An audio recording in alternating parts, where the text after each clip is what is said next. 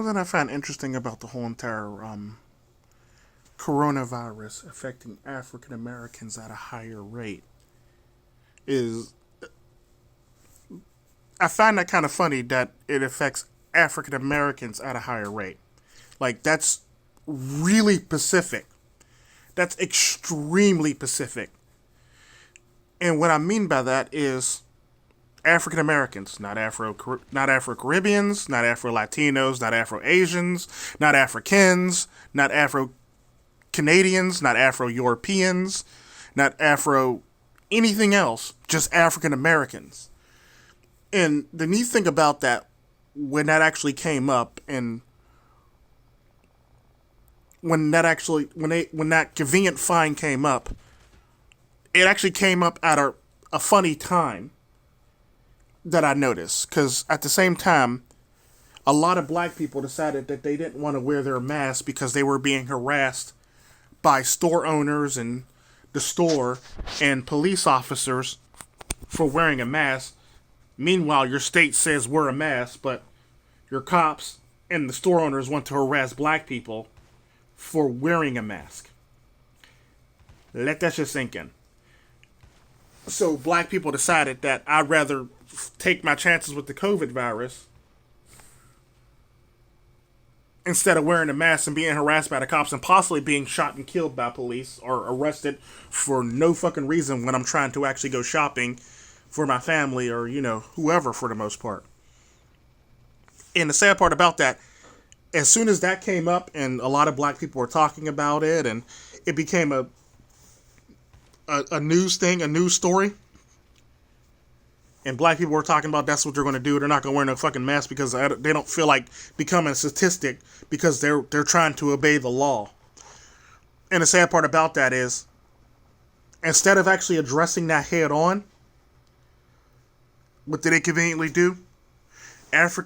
Week later, 2 weeks later, not even a week later to 2 weeks later, coronavirus disproportionately affects African American population.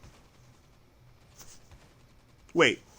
And that's when I'm like sitting there raising my hand. So, it only affects the African American population. Yes? Then I don't have to worry about this shit because I'm Afro Latino. Or Afro Caribbean, so I'm not in this group. And it's just shit like this that just blows my mind when I actually see it happen to people and shit like that. Because, what you can't do as a society is have racial bias and then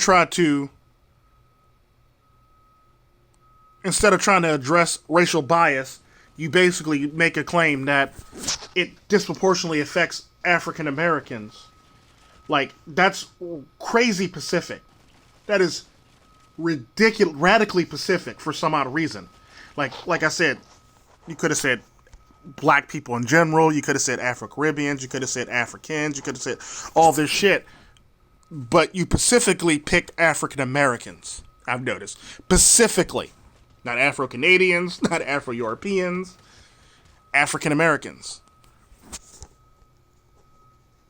And the irony to that is the COVID virus does not disproportionately affect blacks at a higher rate, no more than it affects the elderly and sick people for the most part.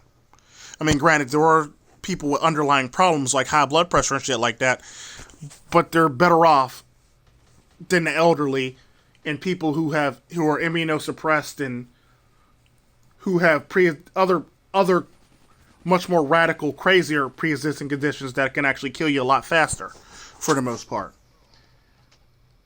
And the irony to that is the way they presented it and the timing in which they actually presented this lovely thing is ridiculous and kind of sort of sketchy, for the most part.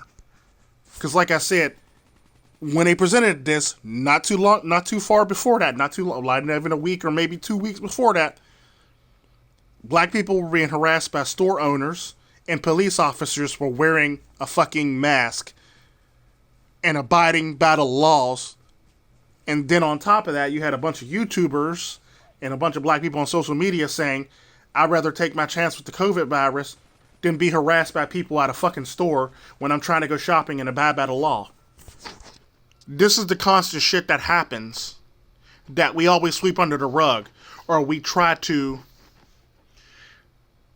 spin it like the way they did with the whole entire COVID virus affecting African Americans at a higher rate for this reason, for the most part.